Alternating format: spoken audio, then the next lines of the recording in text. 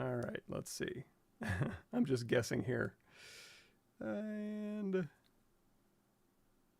all right, let's see if that works.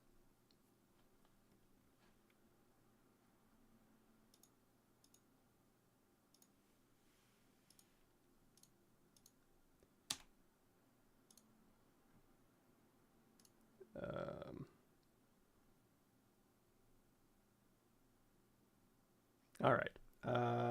I guess we don't really need a video capture device, but I can add one. Possibly.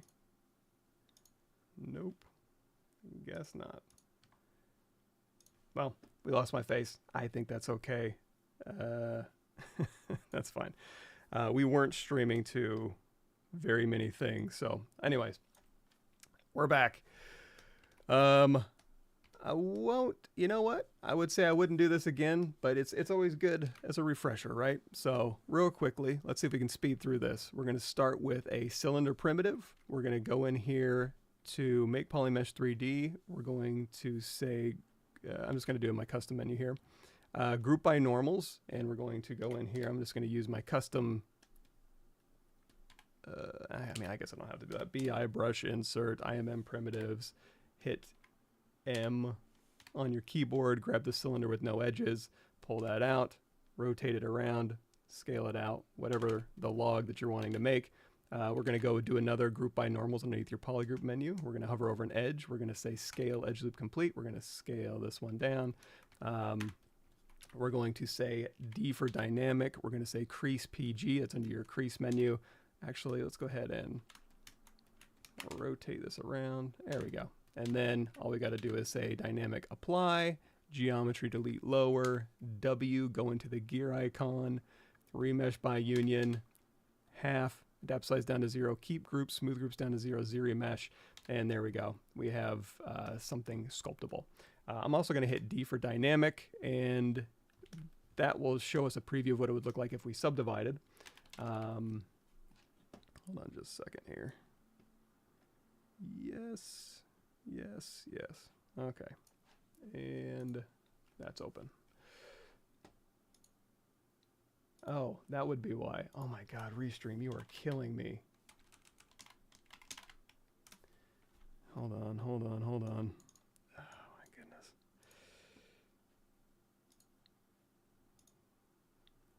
I don't know why it does that. Restream. Pixelogic Restream, which is absolutely log out. Why would you log me into that one when I very much logged into this one? Oh good, I get to do crosswalks again. Well, there's another one. Next, I don't see any. Cool.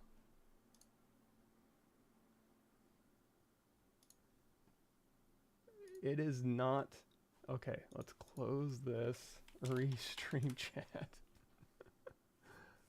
What is going on here? Okay. I don't know if that's working or not, but good enough. So we have a log right here, and we're going to go ahead and we'll make a high res and a low res. So if we wanted to, you know, here's our dynamic preview. So if we wanted to, we can go in here to like crease level of 2, smooth subdiv of 3, and you know that's the end result. And then you can go through here. You say, you know what, load if you did a crease level of 3, smooth subdiv of 4, and another thing too, we got to go in here and say crease PG. There we go. So now as we modify these, so crease level of 2, smooth subdiv of 3, crease level of 1, smooth subdiv of 2, you're going to see more or less fall off. So you can use that to kind of dial in a preview of what it would look like as you subdivide. If you like this, fine. You can go in here and say dynamic apply. Now you have real geometry. You can go in here and hold down shift to smooth and, you know, sculpt out your log like we did last time. Speaking of last time, if you want to see that, here is, you know what, if you just go here to the home, I bet, no, we want to go to my home. There we go. It should just, well, that's for me. live stream full episodes in that playlist. You can go and check that out. There we go. Now, if we wanted to texture this as opposed to doing what we did last time, which was this, which was using mega scans and you know, mega scans and capturing that with extractor brushes and going in there and using the ZBrush guides brushes to go through and make bark. We can do that in the texture, so let's go ahead and do that real quick. So this cylinder here that has actual subdivisions here, we'll go ahead and rename this log_high. And again, we can go through here. We can isolate this polygroup here, or these side polygroups here. You know, go in and, you know, use a clay buildup brush or use your wood brushes or whatever, and you can add detail. If you're going to break the silhouette of this object, I would say go ahead and do this, but we can also use displacement in our texture to do that wood as well. So, you know, sculpt as much as you want. I'm going to go ahead and, you know what, I'm going to modify this a little bit, you know, around the transition of a tree. This might get sculpted out a little bit here, and I'm going to hold down shift and turn down my smooth here. So we'll use a little bit of clay buildup. We can make maybe some of this a little more uneven. I don't think things are going to get that evenly destroyed here. Hey, John. Yeah, I don't know. Streaming was weird today. There was something weird in the setting. I tried to fix it. Hopefully I didn't mess anything up, but I'm here. Restream seems to be acting a little bit weird, but it might just be a user error on my part. But yeah, no biggie. We'll cover some funner stuff today, maybe. But I'm going to go through here and we'll just kind of chew up this log a little bit. The bark and stuff, I think we can just handle with material IDs. We'll give that a shot. So we have this here. We'll call this our high res. And I'm going to go ahead and, like I said, fill this with material IDs. You can go in here to Z plugin. There is a color in here. You can go in here to Z color and you can use this plugin to fill things with a color. I have a little strip that I like to use, this little poly swatches thing. So I'm going to go pull this over here. We'll stick it over on the side. I'm going to go out of edit mode to drop it to our canvas and then go in here. Oop, wrong one. Drag, shoot. Sorry, wrong one. This one, drag it out. Drop out of edit mode to drop it. Go in here, drag this out, go into edit mode here, and I'm going to say C to sample, and we're just going to Control-Alt-Shift-F, which is color, fill object, and then I'm going to hit C to sample another color. I'm going to Control-Shift-Tap. You know what? Let's do all of these ends. I think they can all go in the, well, no. Let's put these all on separate ones. So if I do this, Control-Shift, tap this, let's say Control-Shift-F, and just in case, and then we're going to do this cap with this color and this cap with this color. There we go. So now we've got material IDs, we've got a high res going, and we have log high. I'm going to duplicate this off and we'll call this log low. We'll go ahead and hide this one. And let's go over here to our Z plugin menu. And we're going to do UV master. And on this one, what we could do, if this is going to be our low res, we can just drop down to subdivision level 1 and delete higher. You could also go into like work on clone, work on that one and copy it back. But again, we don't need those higher subdivisions. So just by having this sitting here, and again, we don't need the paint on this one. We're just going to copy it from the high res. We're going to bake that. Here is our low res, and we do have polygroups. So we can say, it's not symmetrical, but we do have polygroups. We're going to say unwrap here. And then if we flatten, here's our UVs. If we want to, we can hold down Control and, you know, hit W, hold down Control and tap, and we can go through here and we can, you know, move these things, scale these things, whatever you want to do. Just treat it like anything else here. And you can also UV this stuff. Speaking of, let's go in here to Painter. We'll have that opening while we're doing this. You could have Painter UV this as well, but we have polygroups, so it should be nice. So we're going to go in here to, whoops. We're going to go in here to unflatten, sorry. Man, I am hitting just wrong buttons left and right, aren't I?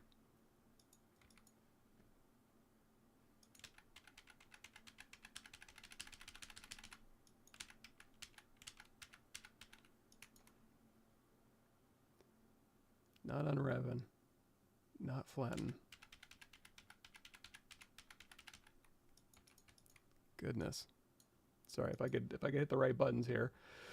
Well, let's go ahead and with polygroups, we're gonna hit unwrap, flatten to look at them, W, control tap if you want to mask your polygroups and move them around, etc., etc. Unflatten, yay, and now we have a low res here, we have a high res here that we can bake to. Whew. So I'm going to go in here. I'm just going to dump these right on my desktop here. We're going to say export. How can you do UDIM and ZBrush? I tried it, but I'm able to do UDIM and ZBrush. Me too. If you figure that out, let me know. I don't know how to do UDIMs and ZBrush either. So I'm going to go over here to save as file type FBX. And we're going to say log_high FBX on our desktop. Yeah, I have not had good luck. And this is the only one that's visible. I can't bring the file export options here, but it's going to be visible. We're not going to embed any maps. Man, this is all reset. I just updated. Bin, we're not going to export cameras. Okay, and then with the low one here, we're going to go in here to exports, and same deal, FBX, log high, log low, save, and visible bin. Oh, you know what? Turn on S normals. Why would that not be on? Export. I need to re-export the high. And I'll go ahead and capture this too for you. So when I say export as high,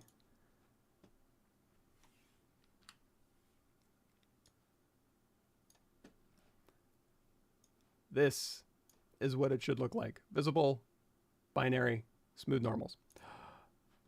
Yes, okay.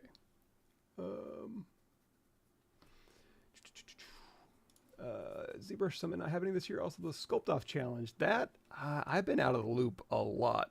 Yeah, 2 questions right out of the bat. I don't have the answer to that one. I don't know anything about, kind of don't know the latest thing about any new ZBrush stuff other than getting 0.0.1 to fix some crashing issues, but I don't know anything about the ZBrush Summit this year, unfortunately. So we've exported a high, we've exported a low. Let's go in here to Substance Painter real quick. And of course, this is all new too. So let me stick this here. A lot of updates. I haven't used this computer in a while. Sure. File, new, select, desktop, low. We're not doing UV tile workflow on this one. We're just doing, and again, this is just one object, so it's just going to have one texture set. If I was doing anything fancier, I'd probably go into another program and assign materials and smooth normals and stuff, but this should be pretty straightforward. So here is our low res. If we do want to bake our high, we can go in here to texture set settings, bake mesh maps, and select that high res from our desktop here. Normal world space ID, we're going to switch over to vertex color. So our poly paint is going to be our material IDs. And everything else I think will be okay because we're only using one thing here. So we'll say bake selected textures. It's going to bake our high to our low. And now, there we go, return to painting mode. Here's our new high res. Not a whole lot going on there, but give me a second. So we're going to go in here to, well, there's 2 things. There's assets I already have downloaded and also Substance 3D assets. So if I go in here and say bark, we can look and see if there's any cool mulberry tree bark, pine bark. I want to say, what kind of wood is that? Any wood experts? I guess it doesn't really matter. We'll do bark pine. So I'm going to go ahead and hit this little download icon. Boop, boop, boop. There we go. We can go back to our assets here, and there's bark pine sitting right there. So if I go to my layers here and we say drag this on, here we go. And I don't want it applied to the top because those are the cut parts, right? So I'm going to say right click. Actually, let me see if I can make this show up. There we go. Right click, add a mask with color selection. We're going to say pick, and we're going to choose the red parts, and now it's only assigned to that. Now I think we can also, if this has height information, we can go in here to this display settings. No. Shader settings. Displacement. Height scale. we'd have to have height. I would need to turn it on in 2 places, right? It's actually been a while. I think we're okay. Let me see here. Height. Yeah, if this one doesn't have any height information, can I make it have height information? If I go down here, turn on height. There we go. Height was turned off. So we can turn on height. It looks like it corresponds here. So now if I hit M for material, there we go. Now I can go in here and I can say we have displacement turned on, and then tessellation, uniform subdivision count, crank that up all the way. And now I guess we can't have that much, but we can go through there and we can kind of give ourselves a little extra bumpy on that with our displacement. So what else? We can go in here to the material. There's presets we can select, so we can do old pine bark, we can do red, we can do warm. I like old or red. Or we can go in here and we can do tiling. So you can go through here and you can make this more or less tiled. You can do rotation and offsets and all that good stuff. In fact, if you didn't have good UVs, you just like auto UV'd it, you could go in here from UV projection just to do triplanar, and then that'll just like do a little triplanar projection. Honestly, that one doesn't look too bad at all. Let me see, tiling here. And again, if this one isn't doing it for you, we have, what else we got in here? Bare wood, red plain bark. Go back to our search here. Let's try this mulberry tree. That one looks kind of cool. Or a eroded pine bark. Let's try that one. It's just a candy shop. Let's see here. Assets. So if I drag this on here, again, just run one more time real quick. Right click, add mask color selection. Pick, select. You can hide this one. Go back in here. Height is already turned on. Normal's turned off this time. What was the other one? Mulberry. Try this one. I just like that pine. So let's go delete these. All right, so we got our pine here. Now, one thing I didn't consider is, does it have in here, you know what? Even if it doesn't, we can figure this out. We'll just type in wood. Or maybe stump, because it's kind of more of a decal thing than it is a, I mean, we can make do with just wood, but I guess they wouldn't have like wood rings or tree. Let's say tree, like a sliced cubic tree grate, sliced tree trunk. Hey, they do have one. Okay, we'll give that a shot. Stylized tree trunk cross section. Damaged. Yeah, let's give that a shot. So if I do a sliced tree trunk here, we could say download. And let's see what this does and how to possibly use it. Sliced tree trunk includes randomness. So here, and in fact, let's do, I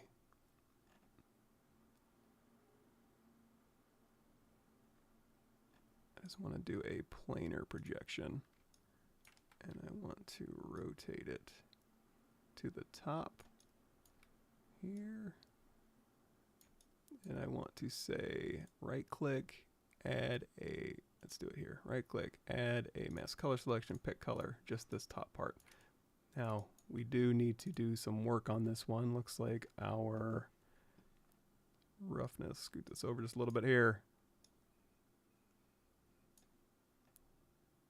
I mean, I guess that's right. Let me see, roughness, normal, height,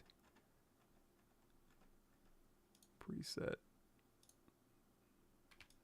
Yeah, okay. So anyway, you can go through there and you can do this. You can also, if you can also try just like a wood, and we could just say, just like if it's a cross section here, maybe something like this. Add mask with color selection. Pick this bottom one here, and then hue shift saturation, normally height position. You can go through here and we can change how much height.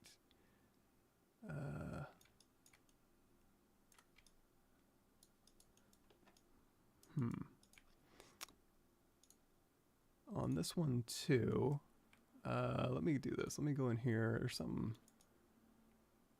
Yeah, it's like, I'm gonna do this. I'm gonna do a base layer here. We'll call this roughness. And we're going to set this to just roughness. Hold down Alt, tap roughness, and give this just a uniform roughness here.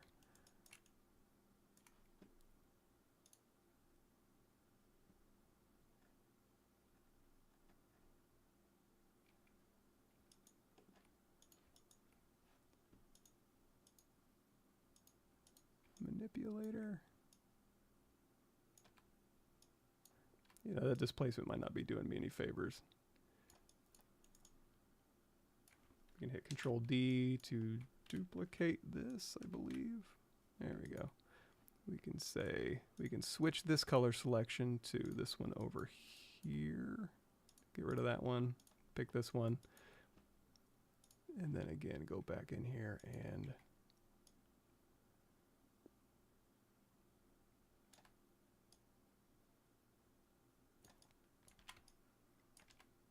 yeah, okay.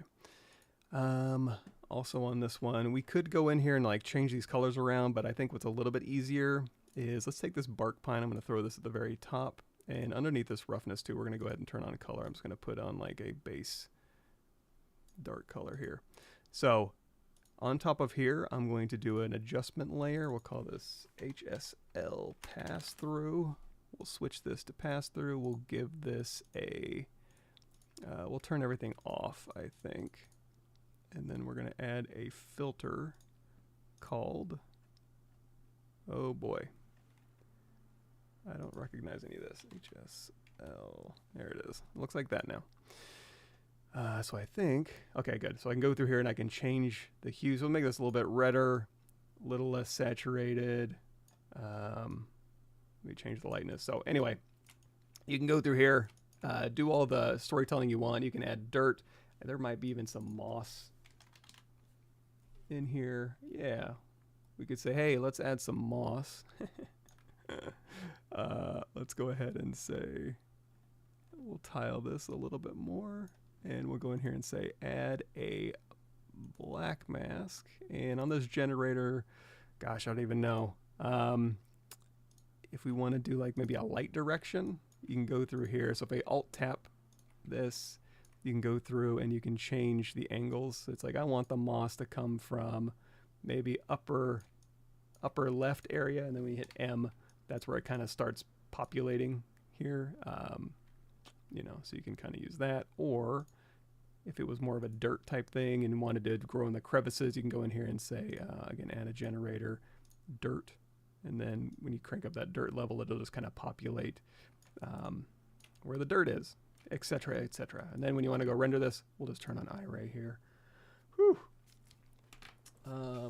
Baked cavity texture for making some of the color breakups. On this one, I don't know that I did. Again, that displacement's doing something kind of rotten here. But you know what? We can switch that. Let's go back here. I mean, we baked a... I'll look at my mesh maps in just a second. But yes, kind of. Shader, displacement, disabled.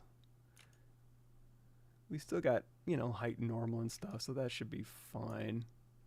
So now, in fact, if you want to, you can go in here and you can turn on, if you're doing subsurface scattering or something, you can go in here and turn on like shadows, you know, kind of see a little bit better.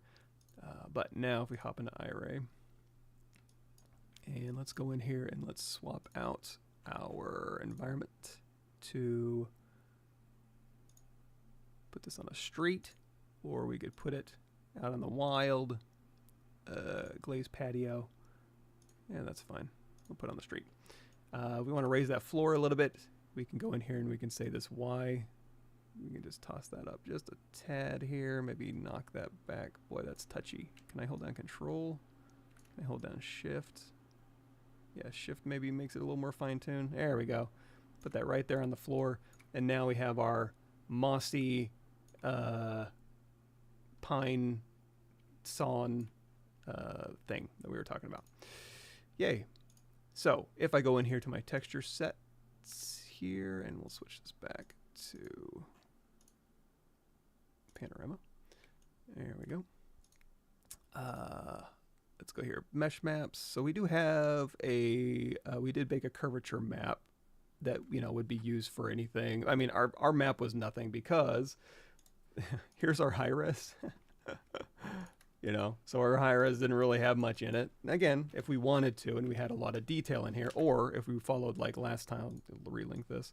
If we followed this, if you go to live stream, if you go to this page and you scroll down to live stream full episodes, you can see us using like Megascan data to make that bark.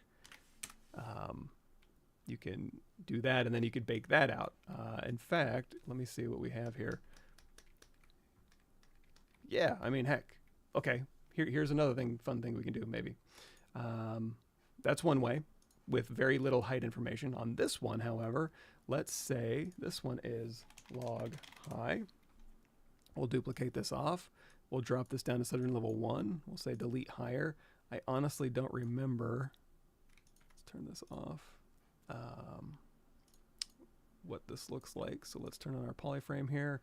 If we go in here to flatten, okay, it already has UVs. If it didn't, just polygroups on, unwrap, flatten.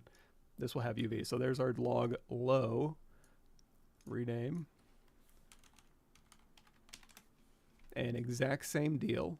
And this time, instead of baking material IDs, we already have the albedo, or the base color, is going to be from our high-res poly paint from our Megascans. So let's go ahead and just do that. So here's our log high, and we're going to say export as log high. Again, same settings as I showed y'all earlier, which would be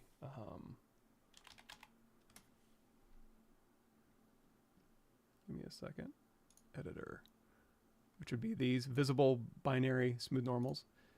Nope. So log high.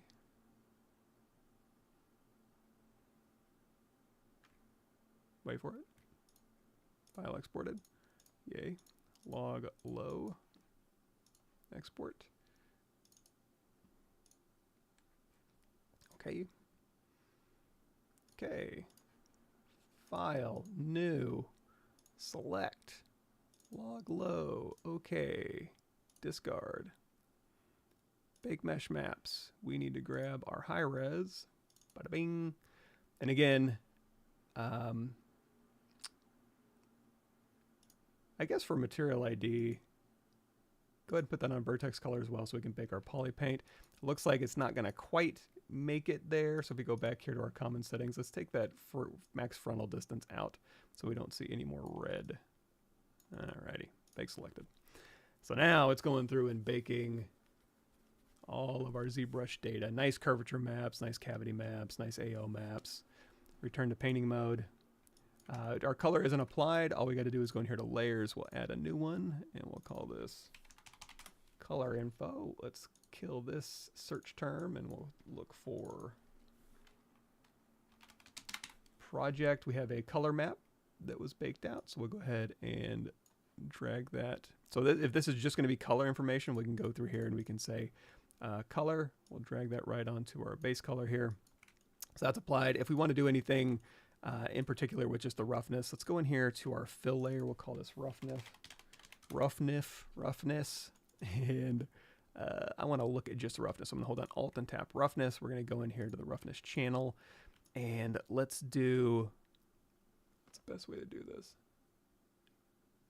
If we have a, we don't want to do, we want to do a grunge. We don't want to do a grunge. We'll just do something basic. So I want it to be pretty rough, and I'm going to go through here. We're going to say add a black mask. I'm going to say add a fill, and let's, oops, well, you know, we'll do a levels in a second, but I'm going to say add a fill. Thank you. And we do have some mesh maps over here. So we have an occlusion map that we can play around with. We have a curvature map. I think that'll do the trick. So in this fill, we'll drop in the curvature map for our roughness, and then we'll go to roughness here. It should be everything is normal. Why is this? Let's add a levels.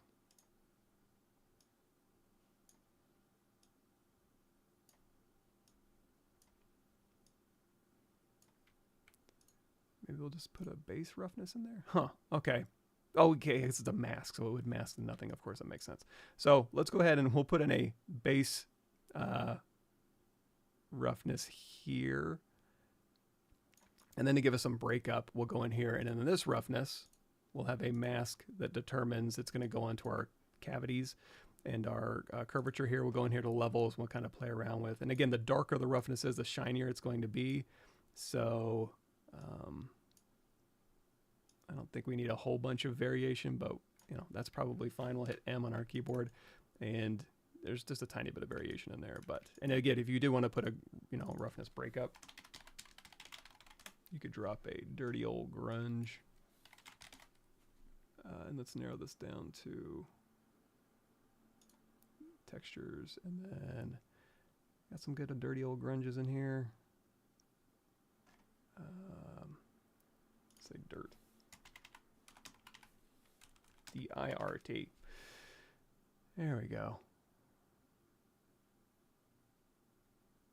Yeah, something like this.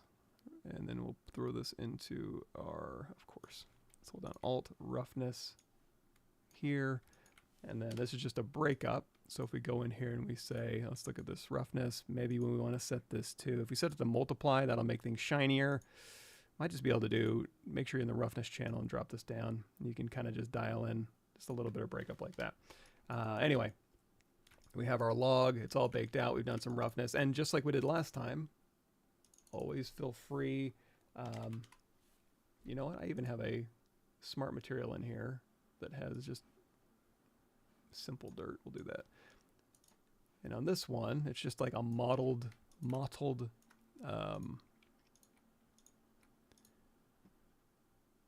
just with the generator turned on, so you can go through here and you can just dial in some dirt if you want to, or like we were doing earlier, moss.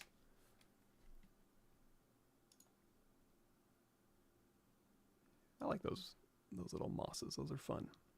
Moss, and we'll go through here and we'll say, tile it up a little bit more, add a black mask, add a generator, and you don't have to use generators. You can go through here and that'll just kind of, you know, quickly dial in moss in certain areas. But if you wanted to, you can just add a paint. We'll go in here to our brush. We'll say dirt, and we'll say maybe dirt 2. We can just go in here and we just paint in like, we got some, you know, moss hanging out, some moisture collected in this crack here, and we, you know, some moss ended up getting in there. And then maybe this side is the more shady side, depending on the world building you're doing. You know, maybe it makes more sense for this to have more moss on it or something like that. So feel free, go do your little custom. And on this too, you know, like we did last time, it's like, oh, it's not saturated enough or whatever. Or you want to saturate this more, you can go in here and, you know, change this color, do any of the presets. So we'll say, you know what, I want this to be a little more darker green. And then maybe my wood, this color isn't as saturated. So instead of doing an HSL, which does everything below it as a pass-through, let's go in here and just add a filter just to this here. And it's going to change the base color. So we're going to say HSL, and we can go through here and say, you know what, let's make that wood a little more saturated. You can adjust the hue, maybe a little more red pine, contrast with that green a little bit, lightness, darkness, etc. And then we can just hop into iRay. And like we did last time, we'll switch this over to the street. It's sitting right on the street level now. And there we go. We have our baked off cavity map, curvature map stuff. Oh, thank you, Arda. I hope this is a good stream as well. So, wood, baked, textured. We talked about it. Cool. Now, this one we don't really need anymore. The kind of sad log. This is our happy log. We'll say all high here. Oh, we don't need log low anymore. And we'll turn everything else on. Again, if you want to see how this was made, just scroll down to live stream full episodes here. I don't have it on my art station, but there are some. This is also a place to go and check out, you know, kind of bundled live streams. Let me grab some coffee before I fall over. Excellent. Okay. Alt tab. We don't need these fibers. We don't need this hair. We need log high. We don't need the star. oh, this is where we had it separated out from the little caps. So we had our interior caps here. I forgot we did that. I think for our purposes, let me get my reference again. If we're going to be doing this one, I'm just going to have it all one solid piece, and we can texture the inside, I believe. So let's do that. I'm going to keep the solid one. I don't need the separated one, I don't think. So we're going to delete this, delete this, delete this. And I'm going to save this real quick.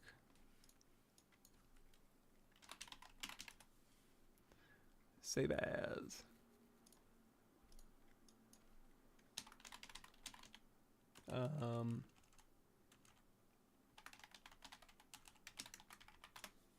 Stay organized. Switch to a skin shader here so we can see a little bit better. And this one in particular doesn't have that little thing that pops out, but I don't know, I might want to keep that one. We'll see. Texture, import. I need my reference. Oop. Let's grab this one. Texture, add it to spotlight. So make sure the texture is selected, hit this little plus minus sign. Go ahead and scale this up. We'll drop that intensity down. And we can go through here and we'll just kind of position this. So we'll build a little stand. We'll put a little resin on it. It doesn't have to match perfectly. I mean, if you wanted to, you could. This head does have subdivision levels, so you could like drop down to subdivision level 1 and then go through here and just like use a big move brush. You can hold down Alt and it'll pull along the, the surface normal here. But I think this will be okay. So we'll go ahead and see that, yeah, that glass goes back pretty far, so we might lose some of it. I don't know.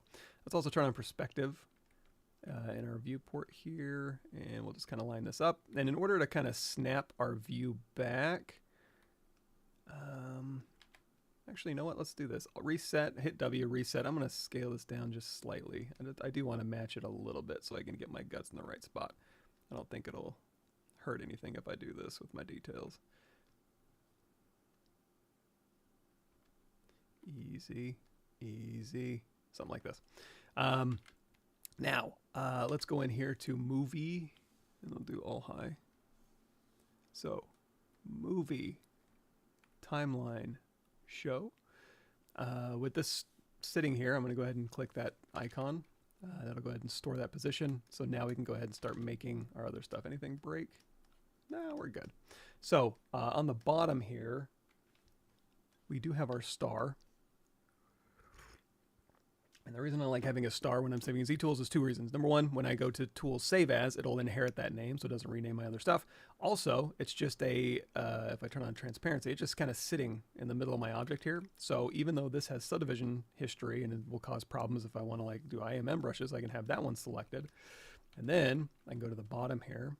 Let's turn on X symmetry. I'm going to use my custom IMM menu, but you can use the BI brush insert IMM primitives if you want.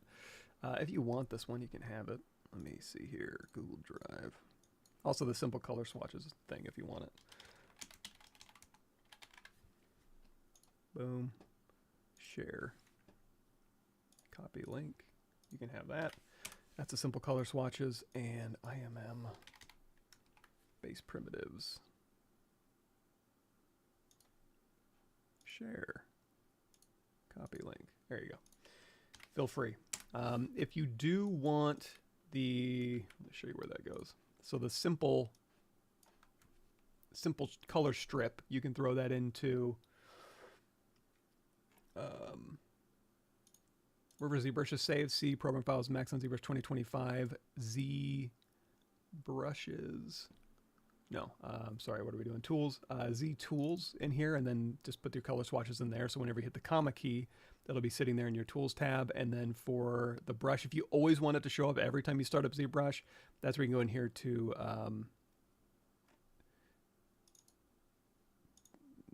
boy, I'm having a hard time today. Z startup brush presets, throw it in there, and it'll every time you start up. Now, if you don't want it to show up, you just want it to be, you know, again, in your light box, you can just go in here to ZBrushes, toss it in there in your own custom folder or whatever.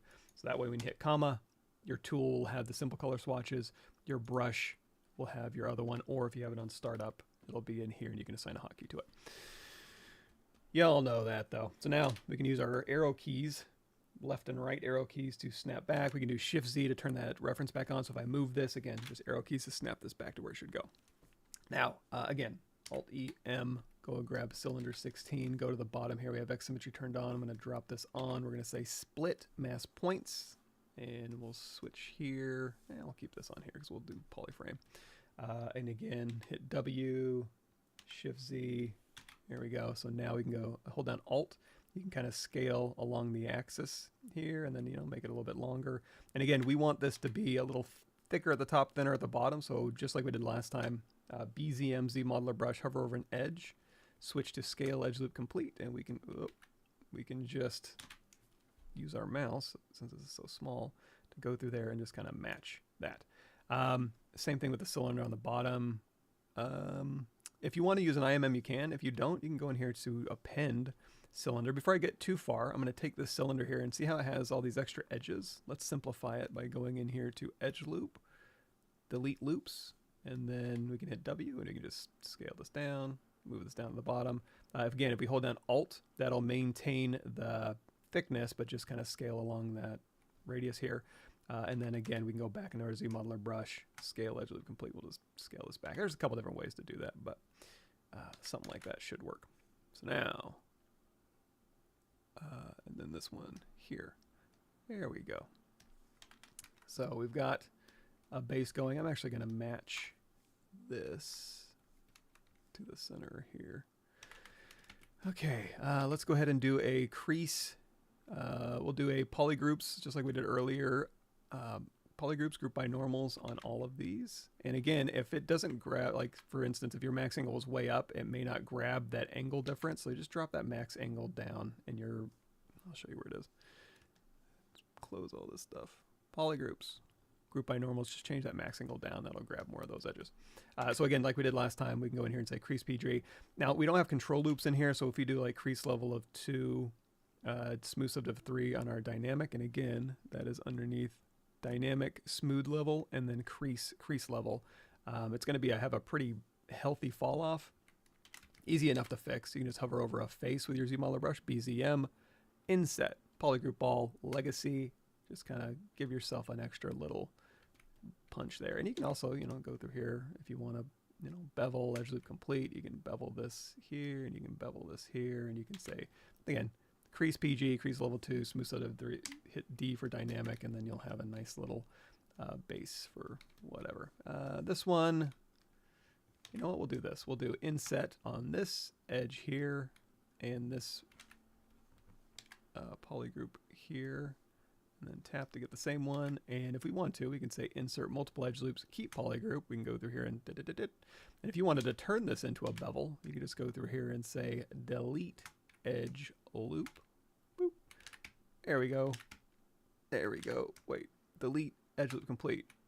There we go. I was also doing, you can also do insert and hold down Alt. That's probably a little bit easier. But I don't think we'll need to do that. So anyway, yeah, let's do this. We'll say, yeah, we'll make this all in polygroup. Crease PG, dynamic, crease level of 2, smooth sub of 3. Yeah, that's fine. Now we're cooking. So we've got our log, we've got our base. We're going to check our work.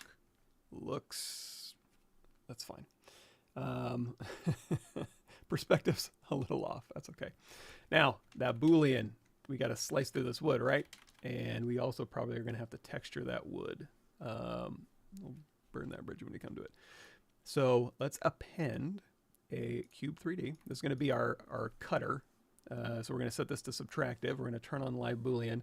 You're going to see wherever I move this cube, so if you turn on polyframe and undo that, select the cube, and then wherever I move the cube, it's going to slice through anything that's basically in its way. In this case, hold on just a second. I just need to have this up here. In this case, I just want it to slice through the wood. So I'm going to take this wood and move it down to the bottom, and then just everything else should stay the same. So if I cut through here, no, it has to happen before. Forgot. Wood, top, cube, up. Now,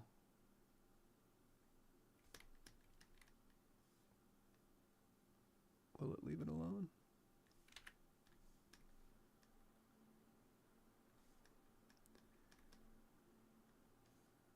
Yeah, subtractive, live Boolean, nothing to cut. I mean, probably the easiest way is just to select a log, hit Control F, say log, drop this in here, and then when we do our Boolean, we can just go into this gear icon and say Boolean, just the folder, and we can leave these other things alone. So let's again Shift Z, move this back into place, and then as we push this back, this cube back, let's go ahead and scale it up. If you want to see it temporarily, you can just turn on a polyframe. It'll give you like a view of your polyframe here, and then we can just push this back. Now this one's at a slight angle. Let's reposition here so we're a little more on the front, and I'm going to give myself a little indicator of where the front is. So I'm going to duplicate this. This is going to be kind of wacky, but I need to be like, hey, here's the midline I'm looking at for this object here. Something like that.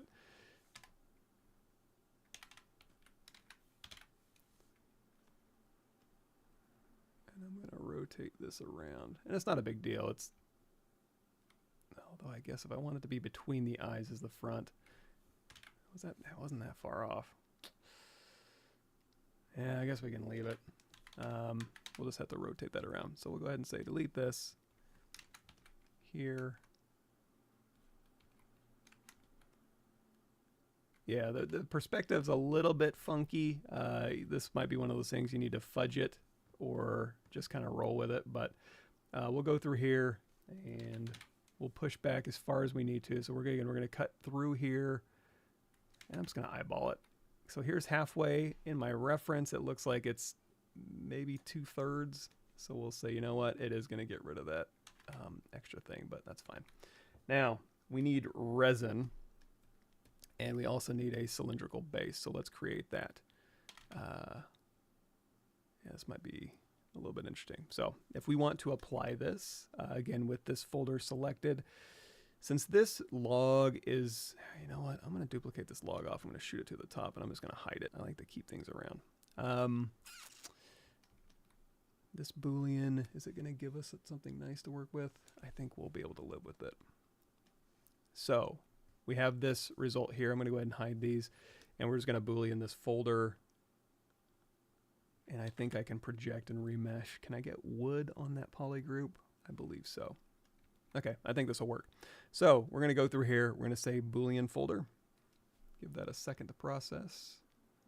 There we go. And that's going to put out a UMesh log here. You're going to see it did give us a polygroup from our other object here, but you know, it's going to be kind of crummy, and also this isn't great. We can clean this up a little bit. We can hold down Shift with the Sculptors Pro, and we'll go ahead and say, just kind of eat this thin geo away. Actually, that wasn't too bad. I overreacted. That's fine. Sometimes these things can be problematic, and I can just use Sculptors Pro to kind of eat that stuff away. But again, like I said, I think we can live with it.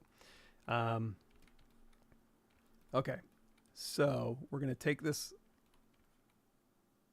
the folder we don't really need anymore, and I guess it has our log in it, so we don't need this one, sorry. Since we processed this log, it spit out the UMesh, so we'll just go ahead and hide that folder just in case we need those pieces anymore. And then we'll go ahead and turn on Poly Paint. I'm going to sample a color, maybe a dark brown. Just tap C to sample that color. We'll turn off Sculptors Pro. Control Shift Tap this poly group. Control Alt Shift F is my color fill object. And in fact, we could just sample this. Let's try this. Let's go into Standard Clone. Let's switch this over to maybe a streaky little Alpha 60. And we can paint with that. Now the problem is, this has a lot of polygons, this has very few polygons, so how do we even that out? Well, first we want to project these details back to this cut mesh. So we're going to Control Tap this point in history. That's going to store the vertex data, poly paint, and position. We have poly groups on here, which will be nice, I think. So let's do this. We got that stored. Let's do a zero mesh. We don't want to do half. That's going to be a lot. We'll drop that down to like 20. Depth size down to maybe 17. Keep groups, smooth groups down to 0 because they should be already smooth, although we got some rough bark on there. That's everybody. Patrick 4D! Hey, man.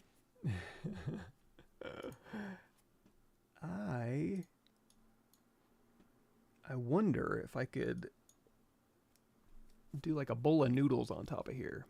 I need to get into that food game, man.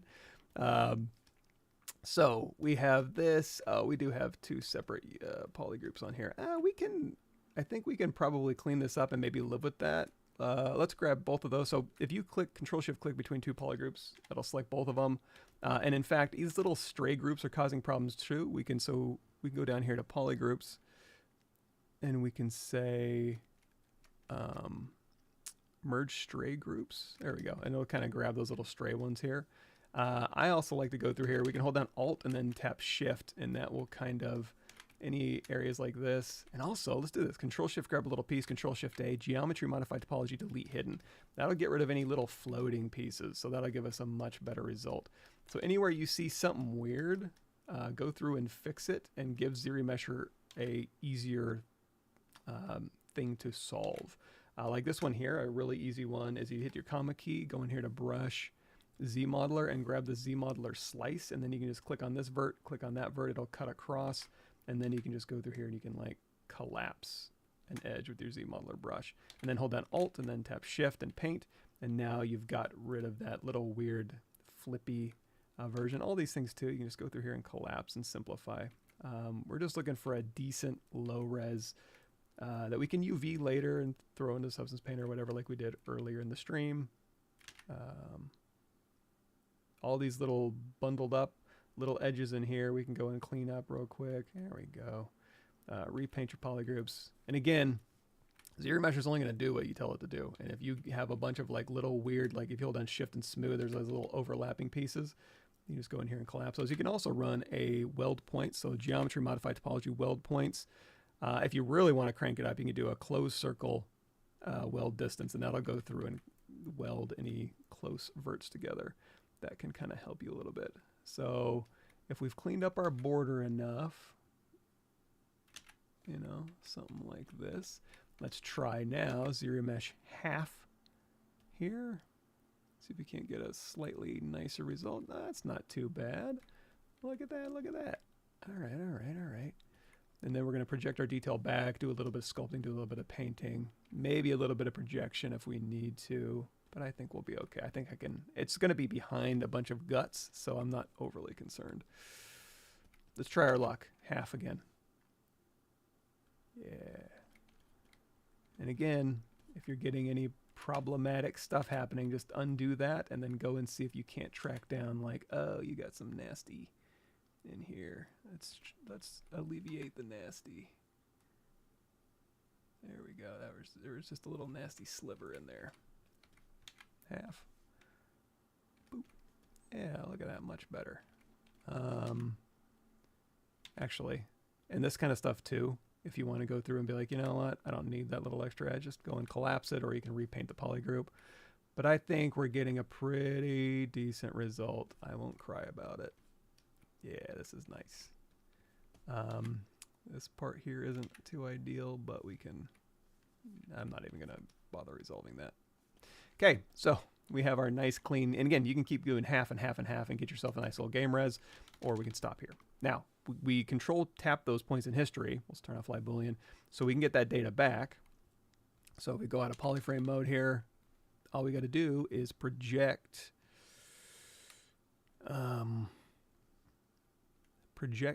history. We have geometry and color on, so we can project history, say always yes. That's going to give our vertex data and our polypaint data. Hit Control D to subdivide, project history, Control D to subdivide, project history, Control D to subdivide, project history. Now we have a sliced, yeah, one more. Project, there you go. Project history. There we go. So now we have a new version that is sliced. We have beautiful decent geometry on this side. And now we can go back, and when we want to paint on this, although there might be, that's fine. And again, if we just want to paint on this, we can Control-Shift-Tap. We can do Control-Shift-X to expand a little bit. That's under your visibility here. There you go. Grow and shrink is Control-Shift-S is shrink. Control-Shift-X is grow. You can grow that a little bit, but honestly, I think let's do Control-Shift-X maybe twice. And then now we can go through here, or we can just mask this.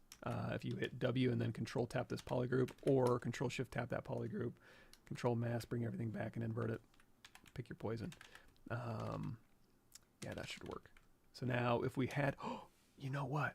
I bet we do. Let's go in here to texture.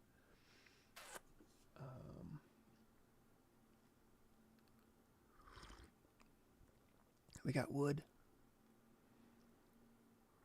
You know what you could do too? I won't do this, but you could go into Substance Painter, have a plane. One of their sample projects is just a plane. You can drop any material on there and export your base maps or your color map, basically, and just import that as an image as well. So a little back and forth. Goodness. You know what we could also do? Let's try this. Let's go in here to, if I have this set up correctly, open XMD Toolbox. Hey, it worked. Let's go in here to textures and let's do a search for wood. What do we got? Yeah, that Widow 8. Let's see, hover over this. I think that Widow 8 will work. Maybe this one will work too. Let's try it. Double click that. That'll load up the texture, so that way you can kind of search. And we'll go in here. We have it selected. Couple different ways we can apply this. We can switch this off. Let's, we clone our standard brush yet? Yeah, so we cloned our standard brush. That's just to kind of leave your standard brush alone. You could also do this, BPA. That's your standard brush with just RGB turned on. We'll switch this to drag rect. We'll grab that texture, and then you can just drag rect this texture on.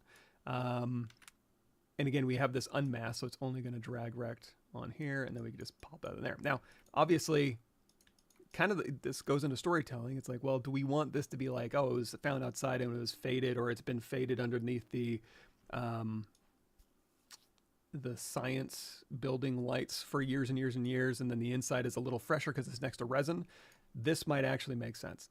If you want it to just kind of be a little more even, I'm going to go in here to masking, turn off view mask so I can see that a little bit better. And then with this unmasked, we can go in here to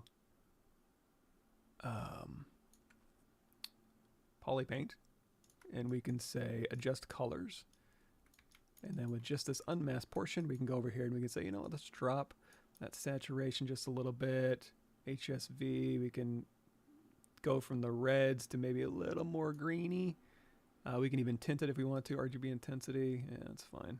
RGB contrast, no. So something like that. You can kind of even it out a little bit. Hit OK. Control drag to unmask. There we go. So now we got kind of some wood back behind. And again, feel free to, what did we do? You could also like add this to Spotlight and paint through it. I think this worked okay. So we got, here's our base. Here's this. Now we need to make the resin part, right? So probably append a cylinder, because that's what kind of what we started with the log, so it should line up already pretty good. Yeah, this might just work. So let's try it. Hey, punching ball, glad you can make it. I had some weird restream stuff, but it seems to be working out. So now this is going to be our resin. Now I'm not exactly sure if we want to do like a case of resin with thin glass with this kind of sitting in it, or if we want to do solid resin. That'll kind of depend on the renderer, but whatever. We'll just do solid for now.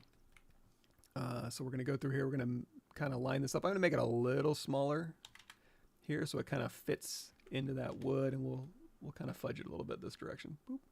And remember, on this one, we kind of sucked in the edges, so we can do the exact same thing here. We can go into the gear icon, maybe do a deformer, Control-Alt, drag over these. We can hold down Alt and just pull along those normals there and just kind of, again, suck that in the sides there, kind of thin out the waist.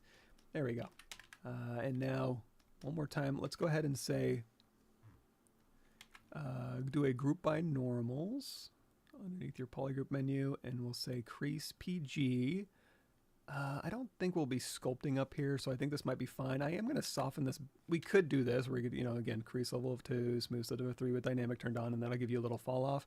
I kind of want to control that a little bit more, so let's do this. Inset polygroup all legacy. I'm going to put in a little control loop here, little control loop here, just tap to get the same distance, and then bevel edge loop complete. And we'll put in a bevel. Now, if you wanted to have even more control, or if you're doing like nanite modeling, where it's like, hey, if I do a crease PG and dynamic and crease level of 1, maybe, I'll get a softer fall off. But you can also do something like this, where you go in here and say insert multiple edge loops, interactive elevation. You could just pull and give yourself more resolution this way. Let's go ahead and say uncrease all. So that way you don't use any creasing. You just literally go in here and just build in the geometry you need to soften that out. I don't know. That might work fine. So we'll just hit D for dynamic. We're not going to use any crease level or anything like that. Just uncrease all. And there's our resin tank.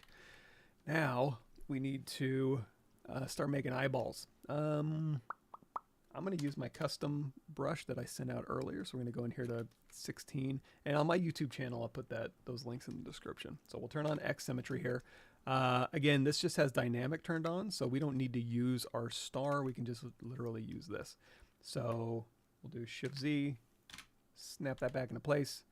We'll put our eyeballs where they're supposed to go. And then this one, they need to be kind of sitting just inside that tank here. So let's go ahead and say underneath your subtool split menu is split mask points. I'm going to turn on transparency here. Again, I think that'll be close enough. Yeah. I think that's going to have to work. I think that'll be fine. So let's put on polyframe here and let's match up just at least the direction of the eyes. So it's at the back of the pivots now. Let's hold down Alt and go here. And also let's turn on LSim with dynamic off. That'll allow us to kind of move, scale, and rotate on the local axes of these objects. We'll turn perspective back on. And again, we're going to kind of rotate this. And I'm considering we can do cartoony guts, and then we can do like hyper realistic guts. I'll do cartoony for now. I might revisit this. We can use like scan data eyes or something and get something really gross going on. That might actually be funner. So something like this. And then if you did want to do more cartoony eyes, let's do Shift D to turn off dynamic. This would be like my Earthworm Jim, which I think I have. Yeah, so if you want to see like, oh wait, this is 2018. I want to say, I don't know. There might be somewhere in there if you want to go and dig through here. There's tutorials all over this thing for those different objects. So there might be a tutorial for that Earthworm Jim. But anyway, we'll go through our ZBrush brush, polygroup, polyloop, be here.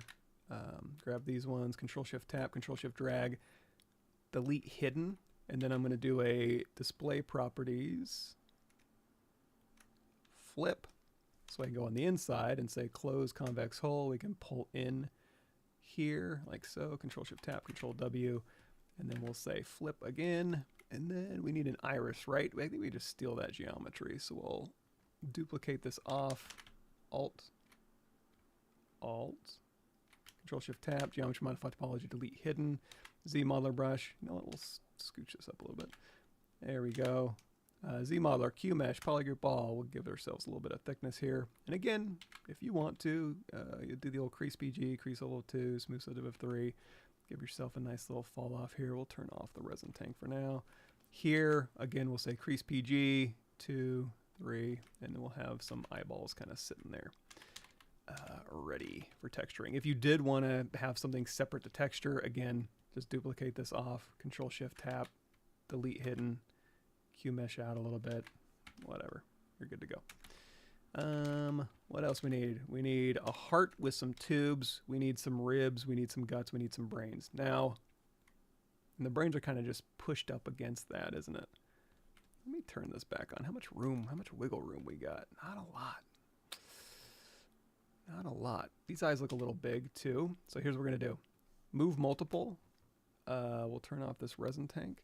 Control Shift Drag over just the eyeballs. We still have LSim with dynamic turned on. I'm gonna scale these eyeballs down a bit. Yeah, that'll give us a little more wiggle room, a little more accurate to our, just down just a tad, out just a tad. Let me see if we can, I just wanna, that's fine. So anyway, we can move multiple subtools like that. Okay, so Krang, that one I do remember. although I don't know that he's actually visible on here. This one, it's Lumpy Space Princess, but we also did a Krang with brains, and I think we can do a nice easy brain. So where do our easy brains need to sit? Right behind the eyes. It's kind of a, I guess I can, it's kind of like just a half cylinder sitting there. We don't need to get too fancy with that, but we can. If I want to duplicate this cylinder off here, and we'll do Shift D, and I'm going to say, hell, we'll be a little sloppy. We'll go in here to knife curve, and we'll say, slice that off here. Solo mode, hit W, scale this down a little bit so that it's behind the eyes here. And then again, we can be totally sloppy. And the eyes can kind of be maybe sitting in the brain a little bit. And then it's going to be cut off here. Again, we'll just use knife curve to kind of... And then hit Control W. I don't think we need to zero mesh this in any real meaningful way. Geometry, modify topology, mirror, and weld across the X. Zero mesh, same. Depth size down to 0 for nice even quads. If it has an error and it's like, I don't like this geometry very much, 9 times out of 10, just grab a little piece of it. So we have slice selected. Hit Control again. That'll switch over to visibility temporarily. Control Shift A, geometry, modify topology, delete hidden. It'll delete any little weird floating gremlins, and now when you zero mesh, it should work just fine. Pro tip. Now, we need more resolution. We have nice even quads, which is nice. I'm going to go ahead and hit Control D. We can also go into our deformation, do a little polish or whatever, make that nicer. And now let's see if we can't do dynamics. We'll make some brains here. Let's scale this down because we're going to be expanding a bit. So we're going to say expand on...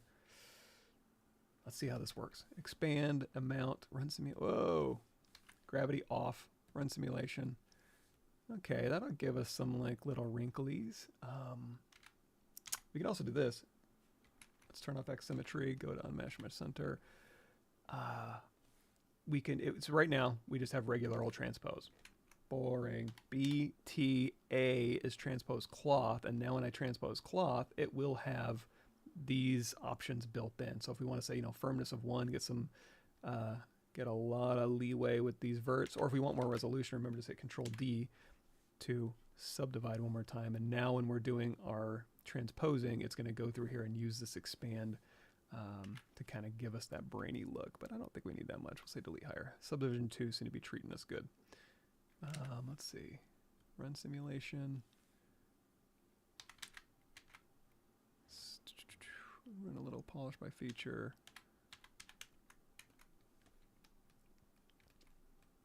I mean, and we could also just go in here and just sculpt in brains. That might actually be funner, honestly, but I was hoping to do something like, I don't know, fancy or something, but I don't know. Sometimes it works, sometimes it doesn't. And then sometimes what'll happen is like 2 days later, I'll be like, oh, you had the wrong setting, or you know what you should have done. And then I'll be like, such an idiot. But anyway, however you want to make brains, go for it. We can also just hit Control D. Let's switch over to something we can see. Let's go into solo mode here. Let's use like our GeoSoft brush from ZBrush Guides. We'll turn off X symmetry and we'll do a little smooth pass on here. And then as we go through, maybe inflate might be a good one. So this is like bespoke brains. This is if, we can use dynamics on our brushes as well. But I'm going to go through here. I'm going to try to get rid of these hard edges here just by smoothing, or use your deformers. There we go. So this is our brain mass, and then through here we'll hit Control D one more time. We can go through here and be like, hey, again with our, let's see how the soft forms brush works on this stuff here. Crank that intensity way up. What the heck, not way up. There we go. So now as we go through here, we can start dialing in little brain squiggles. And not a smooth brain. All these little wrinkles is where we hold our smarts. So you can see I don't have that many wrinkles because of the way that I use words. But this one has more wrinkles than I do. So now we can go through here and do our little Mars attacks, brains. And again, we could follow back up with some cloth brushes, or, you know, do an expand on this one and see what it does. But this is just a way for you to kind of control exactly where your little lobes are and whatnot that goes on with brain stuff. And then if you want to be very particular, you can go in here with like your clay buildup, clay tubes or whatever, and go in here and like really hand massage these. In our case, I think maybe just a little inflate here. And in fact, so we have expand turned on. We could go in here to our brush here. Oh, let's see. Is there a texture pattern that you can use as a surface to mask and let the rest expand for the brain? Yeah, we could do that. Yeah, like the new Maxon noises. It might be like mask this and then expand through that mask and get yourself a brain thing. That's a good point. Oh, what do you enjoy most about doing 3D art characters? Yeah, I think so. I like doing things with a little bit of personality. Although really, like anything, storytelling, it's really about like storytelling. And like if you're doing a prop, there's a ton of really fun, cool storytelling you can do with it. Pretty much anything you make. So really, I like making a lot of stuff. I've done some prop work recently that was really fun. And it was like mundane prop stuff too. It wasn't like anything crazy. It was just kind of fun to go in and, you know, make things and try different techniques and different tools and see what works. But again, we still have cloth here. One thing we could also try if we want to kind of, there's contrast brushes, BC,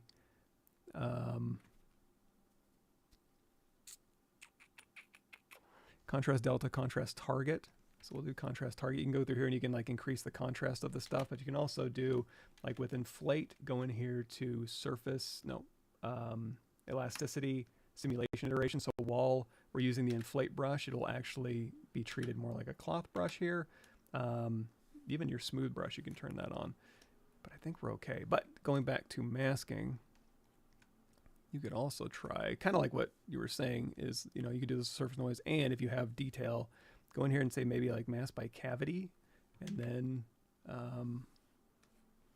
you know, expand through that. I don't think we need that much geometry. You know, that's kind of like a little contrasty thing to do, kind of enhance your brain wrinkles and stuff, and then you can go back in here again and, you know, do a little bit of cleanup work, or, you know, make your brains all brainy. This one, that effect, you know what, didn't quite do it for me, but I'm just going to go in really quickly and I'm going to turn off for my inflate brush simulation iterations because I just want a simple inflate. And then, you know, let's do this. Deformation, polish by feature, close circle so we can maintain our volumes. I'm just going to go through here and just inflate these little brain wrinkles so they're really pressed up against each other. And now if I was going to bake this, that might be a little problematic for baking, but for just rendering purposes, totally fine, I think. Let's put a little subsurface scattering on there and call it a day. I think that'll work okay. So we got a little brain here. Really quickly, I'm just going to block out. You know, we'll Alt-tap the base, turn on X symmetry, Alt-E-M, grab my custom menu that I sent out earlier. We'll grab a heart, split mask points underneath your subtool split menu. We'll do a very quick, you know, heart shape. And that's off a little bit in my reference to, you know, I think that's right down the middle. This has like livers and like oh, I guess I'm just looking at something you're not. Heart down the middle, 2 tubes, kidneys, but also kind of liver colored. I don't know what the hell that little thing is. These look like kidneys to me, but they're kind of off over to the side. I don't know. They're little goopy bits. So I don't know, we'll just roll with it. For the heart, that should be pretty easy. We'll just go through here. We have dynamic turned on, so we'll do Shift D. If we want to sculpt on this, we don't want those polarized edges. Just zero mesh same, depth size down to 0. Boom, there we go. And we're off to the races. So Control D, and we'll go through here and we'll put in those tubes. They're not lined up perfectly, but again, I can always move them around. I'm just kind of putting in landmarks basically that we can use. And then looks like we're a little bit lumpier over on the sides here. And then again, maybe Damien standard. Kind of go through here. We'll turn off X symmetry, and it kind of cuts through here, and it has some veins. So something like this. Actually, these look a lot less pronounced in the concept here. So we'll push those back down. Something like this is where the tubes plug in. Aortas or whatever. Yeah, that's about right. And again, Damien standard or soft brush or damn standard 02 to kind of go through there and just cut in details. So we'll hit Control D and we'll go through here and we'll just kind of punch in some volumes here. We'll put this back to 5. I think that was actually working okay. So again, just working on primary volumes for our heart, and then we'll put veins on top of it. We can do veins as like an IMM brush. I'll show you how to do that real quick, but probably just sculpting it in is fine. I don't think we need veins sitting on top for this particular work. So if we want to do veins, this has subdivision levels now, but we can tap something that doesn't have subdivision levels or go back to our star that's catching our name. BC brush curve tube, and if you use this out of the gate, it's probably not going to work that great for snapping to a surface. Go in here to picker, go in here to orientation and depth, say continuous orientation, continuous Z, and now when you use this, you can go through here and you can just, you know, wrap or project this curve onto the surface. But like I said, I don't think we're going to need that. So we'll do Shift Z, we'll position this, turn on perspective. The heart is kind of sitting. That's fine. We'll do this. I'm just going to kind of scooch this over a little bit. We'll massage the shape just a tad. Let's go over here and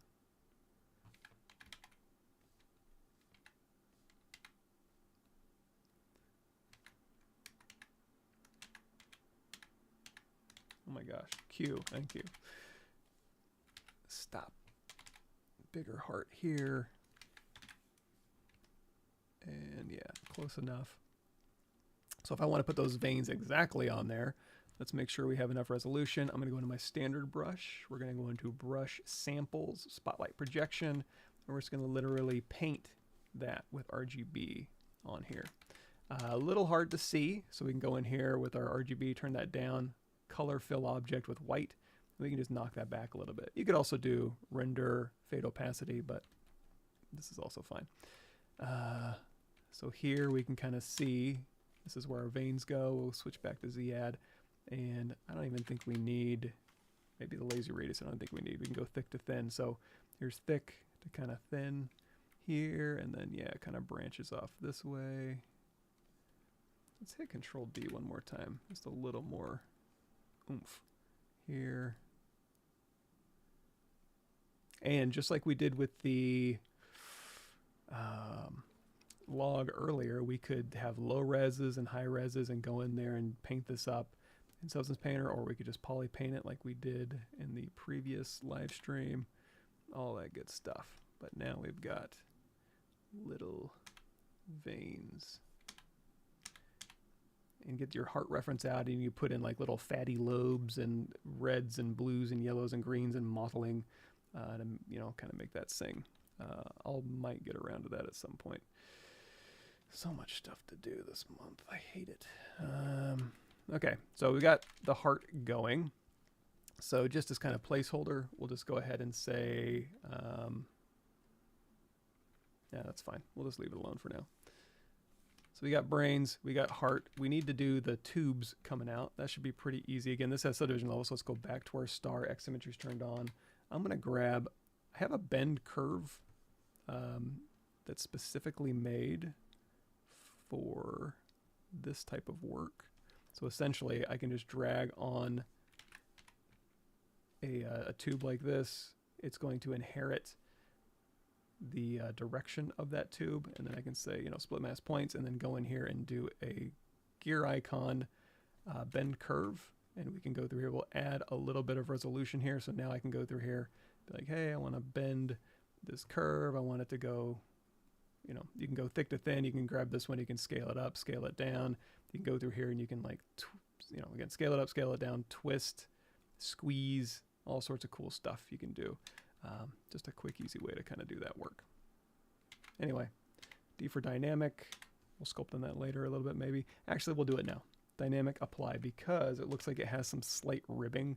So, I mean, you could subdivision model that in, but I think for our purposes, we'll just go through here and we'll just do a little bit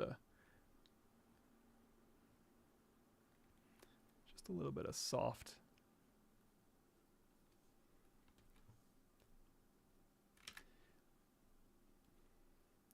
And the other cool thing too is we're doing a lot of sculpting, right? And if you're ever like, I wish it was more contrasty, remember you can use your contrast target, contrast delta brushes, and I'll show you something else cool you might be able to do with your history and adjust last. So we've gone through here, we've done a bunch of brush strokes, and we want to make the contrast a little heavier on all of these strokes. Go back through your history to where you first started, just drag that line back, control tap that point in history, and then go all the way forward, and then when you do adjust last, you can go through here and you can kind of dial in how much you want. So that's a cool little thing. What else? Alt tap here, Alt EM, we'll just grab a sphere, split mask points, whatever the hell these things are. Oh, BTC, I'm gonna go to transpose classic. I'm a classic ZBrush user. Classy also. We'll push this in here, we'll kind of match these overall shapes. And again, we'll turn on LSIM with dynamic off so we can scale on that local axis here. They're about in here. Now, and they're kind of sitting back behind the heart a little bit. And they're kind of maybe curved around, kind of like little raisins. Now these things do have tubes. What you can do, we'll do Shift D to turn that off, and again we'll do zero mesh half, tap size down to 0 to get better geometry. But instead of subdividing, you could also go in here and just Dynamesh, you know, just smooth this out and be like, hey, we're just working with Dynamesh. And BSH for the snake hook brush, you can turn on Sculptors Pro. You can literally go in here and just pull tubes out of this thing. So that's what I'm talking about. That's what I'm talking about when this, like this little stuff right here, you know, you don't have to be fancy with IMM brushes or anything. And if you want a little fancier, you can go BS Snake Sphere. You can use this to kind of pull out a sphere here. Now you can see it's kind of coming at me a little bit. If you go to the brush modifiers, I want to say if you crank that down to 0, it'll follow more your brush stroke. If you turn it up to 100, it wants to like come at you, you know, so just keep that in your back pocket. We'll put that down to 0 and we'll kind of make our brush size a little small. There we go. And then again, just control drag to redynamesh, whatever, who cares? And now you've got a little tube. And if you want, like, I want to be able to sculpt on this better, have subdivisions, no problem. And if you had detail, just remember, it's like, well, I already sculpted all this beautiful detail on here, no problem. Just control tap to store that point in history, zero mesh half, give yourself new topology, and then project history, control D, project history, and now you're back where you started. You can go through here with your pinch brush. We'll turn on elasticity, simulation iterations up. We'll go through here and we'll make this a little more wrinkly. Turn off expand. I am done with you, expand. Or not. Let's go through here and just carve this in. Oh, that was another thing too we were going to talk about. Surface noise. I want to say in the noise plug. Can I bring this up? Yeah.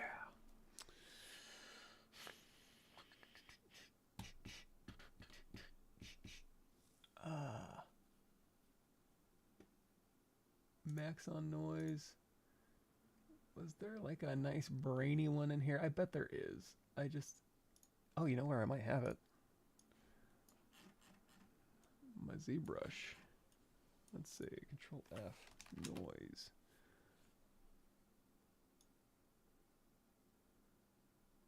Because sometimes what I'll do is I'll take notes and have images, but honestly, I don't think I do. What is this stuff? 2023. I don't think it was 2023. 2024 Maxon noise. Did I save it?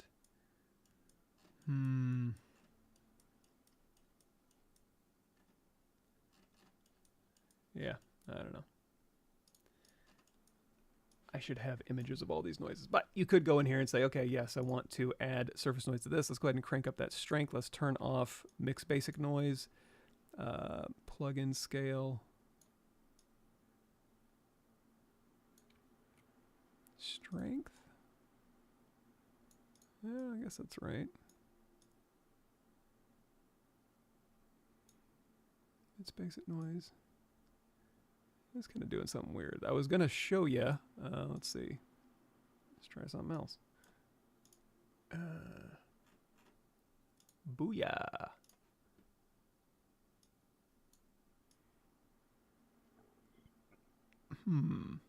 Think. Noise plug. 3D. I mean, heck.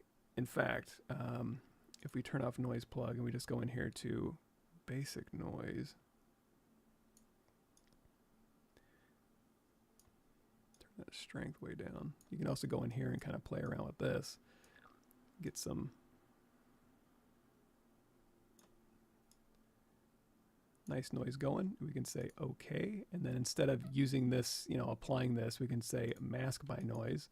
Control tab to invert that, and then like we were talking about earlier, you could go through here and expand and run the simulation through your masking. So I don't know, use that to your advantage. Oh yeah, yeah, you could also inflate through that. So deformation, inflate through noise as well, for sure. Good. Walnut brain. That's what my dog has. I might have one too. Good. I'm hoping these streams can unlock some brain wrinkles. Yes, spotlight projection is good.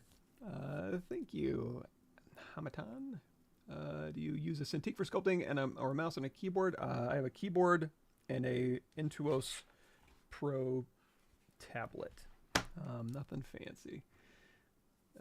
Cool. I love you too. Live 3D prints. Anyone else recommend it? Coming to you very quiet. Let me see. Am I talking loud enough? Beep boop. Maybe my mic isn't close enough to my mouth. Testing. I'm getting into the yellow, so it's kind of where I want to keep it. Sorry about that. Let me see. Or I'm also maybe, well, no, I've got this cranked up. Let me do this. Mic. Up. Hey, this better? More, less, testing. I'm in the yellow. I don't know. I really don't. Sorry about that. Cool. You release that Miro board? Is that just for private? This one's just for my private use, and it has some paid content on there. I mean, I don't mind going and dipping in here and being like, hey, let's talk about, you know, some stuff in here. But yeah, in order for me to release it, I don't know. I'd have to think about that too hard. So I also might not be talking towards the mic. That's my problem. Sorry about that. Cool. All right. So we have our little weird wrinkly things on our little weird raisins on the side. We have a little goober poking out the bottom here. We'll just do that real quick. We're just using spheres here. We'll say split mask points, turn off X symmetry, just grab this. Control shift. We'll switch to select rectangle, delete hidden, zero mesh, half, depth size down to 0. And we'll hit W, scale along that surface normal, BTC, transpose classic. There we go. And we'll put a little goopy peanut just kind of poking out here. And again, I'm just eyeballing it for now. We can match the reference, again, using Spotlight. But for now, I think we'll be fine just kind of going through here. We'll do Shift D, Control D. There we go. So here's our little peanut shape here. And again, we could go through here. I'm going to do a deformation deflate, just inflate negative value, and then go back in here with my inflate brush, and we'll put a little nodule on either side there. Something like that. And then, in fact, these are very similar to the shapes, like the little kidney bean shape. So I'm going to control drag. Well, we hit divide, didn't we? We'll say delete lower, control drag this out. We'll say split mask points. We can alt tap this one, hit reconstruct to get that subdivision back if you want. And then on this one, we'll hit reconstruct as well. So now for the kidney bean shape, I'm just going to smooth this out. Deformation inflate. And let's hit Shift Z, push this back into view so I can at least say what scale this might be relative to the other objects here. Something maybe this big. So here's our little kidneys. Inflate, deflate here. Like so. And again, in the concept, they're kind of hugging this piece here-ish. There's one kind of, actually it's more like this. Here. and then control drag off a copy. You know what? We'll hit delete higher. We don't need that subdivision here. And then there's another one over here, and this one kind of just sitting on the top. I wonder if these are like adrenal glands. Which I know about from Fear and Loathing in Las Vegas. Okay, we got all our goopy things. Now we just need our X symmetries turned on. We need ribs, and they're kind of flat. So let's do this. Let's go in here with just a cube. I'm going to pull out a cube here, and we'll push back in. We'll say split mask points, Shift D to turn that off. I'm going to rotate this cube around. Shift Z, we'll put this back in so we can kind of get some semblance of how these ribs should go, at least the origin and the end point of these ribs. No curve yet, but I think we can add that in. So we've got the basic shape. I'm going to thin it out just a tad here, and then we'll go through here and we'll say, I mean, you could do this, insert multiple edge loops, keep polygroup, and you just go in and go and pull this in, and then you might be able to go in here and say, give me a little bend curve and pull this out. Yeah, that'll work. I was going to show you some other ways, but I think that works just dandy. Here, so we got that little curvature shape. We can kind of match that a little better. Again, we can also like scale it down on this end and scale it up on this end here. If you're having a hard time seeing, we can turn this down a little bit so you can kind of see what we're doing. If we like this, control drag up, control drag down. Yay. All right, and now if you do want to keep these ends a little more cut, we can hold down Alt and just tap with our Z-Modeler brush, BZM, and then let go and just keep tapping Alt, give you new polygroup. That allows us to do is go in here and say crease PG, and like we've been doing, turn on dynamic, crease level 2, smooth slit of a 3, and then for everybody in the YouTube comments, you're going too fast, you're not showing me enough. I know. While I'm doing it, I know. I'm making you mad, but if you do want to go to my YouTube channel, there is a Intro to ZBrush new and updated right here, and that will take you through everything I'm doing. You can kind of go through slow and bit by bit and kind of in a linear fashion, as well as on my ArtStation page. If you scroll all the way up, here's everything. Here's ZBrush What's New, Real Illusion Character Creator, live streams, presentations, and right here, Intro to ZBrush, and then all the What's New videos. So check those out if you want more resources. Lower the noise scale. Is that? Yeah, that was probably it. When I went in and did the scale on the regular noise, I guess that's a good way to look at it, is if you're having a problem with the noise and you're like, man, I just can't find it. Just keep this noise scale on. Go in here and kind of dial this in. And then I think if you just kind of use this, you can use this as kind of a guide to be like, hey, noise should be about here-ish maybe. And then if you turn on your noise plug with, I don't know, Granite here, let's see, and then we'll turn off mix basic noise, plug-in scale, noise scale, mix basic noise, plug-in scale. Yeah, that seems to work a little bit better. So you can use your plug-in scale to kind of, because again, it can be touchy and you don't know if it's too big or too small. But anyway, you can hit OK. And then again, apply to mesh or mask by noise. This doesn't have a lot of resolution, so you're not going to get much out of that. Let's widen these up a little bit. I'm going to go here. I'm just going to kind of do this, and then we'll come back in here. I'm going to do, so if I do this here, I'm going to say, it's going to get rid of my group by normals, isn't it? I'm going to grab this one, Control-Shift-A, mask and invert, and then pull down. Another thing you can do, in this new version of ZBrush, well, I don't remember what version it was, but you can control drag over a little piece, and then, what is this? Control-Shift. I thought I had a hotkey for it. Masking, grow all. There we go. So you can, it's just mask a little piece. I thought I had that. So Control Alt, grow all. I'm going to Control Alt, tap, and then I'm going to say Control Alt, that. So now I can just have a little hotkey. So I can mask over a little piece, do your hotkey, and then I'll just mask it, and then you can just Control Tap to invert it. Oh, and then we got guts.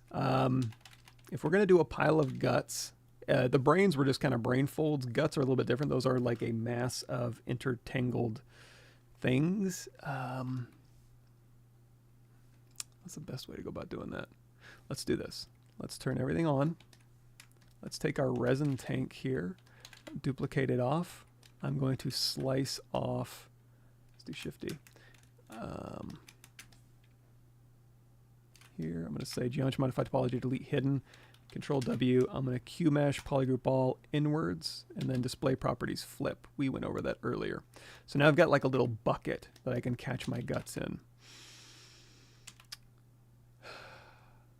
Let me think.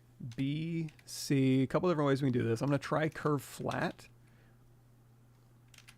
X symmetry turned off, and I'm just going to do guts. Okay, ta-da! No, we're not done yet. Tap off to get rid of that curve. If you don't have that, let's go. I'll show you where it is. Stroke, which is what I feel like I'm having this morning. Curve functions, curve. I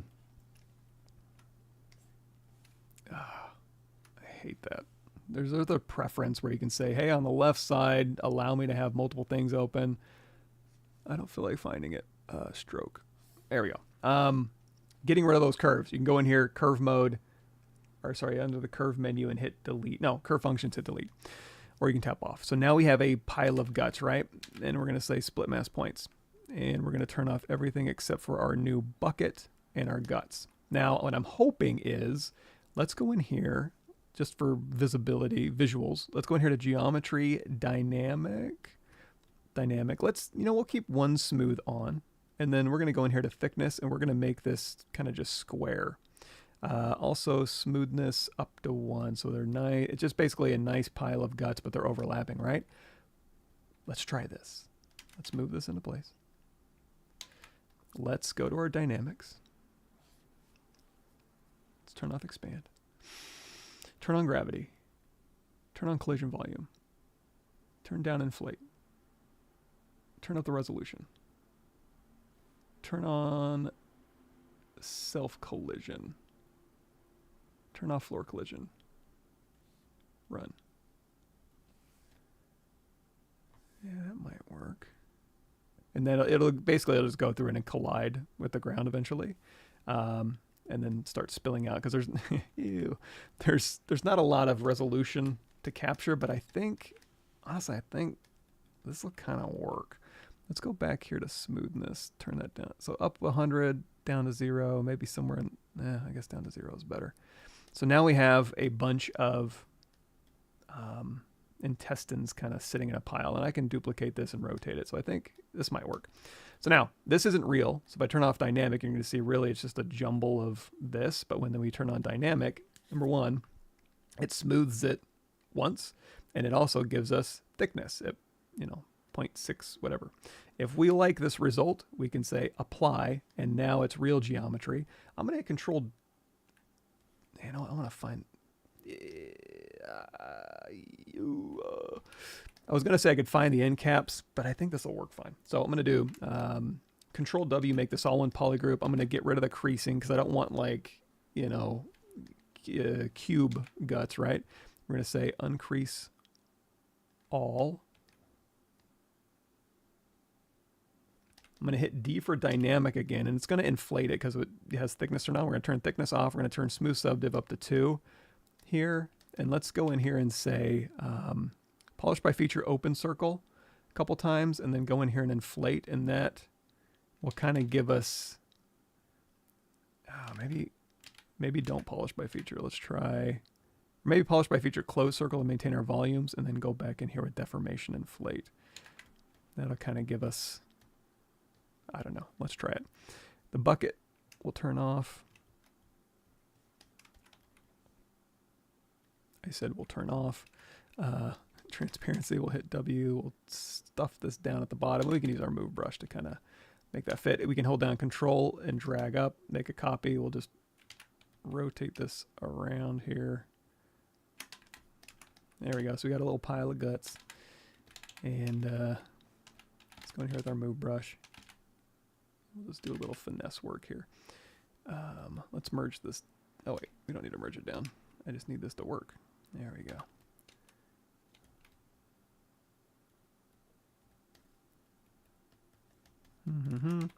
If you did want to, you can hold down, hit W, and then control drag down, and you can kind of isolate certain sections of the guts, but I don't think we'll need to do that.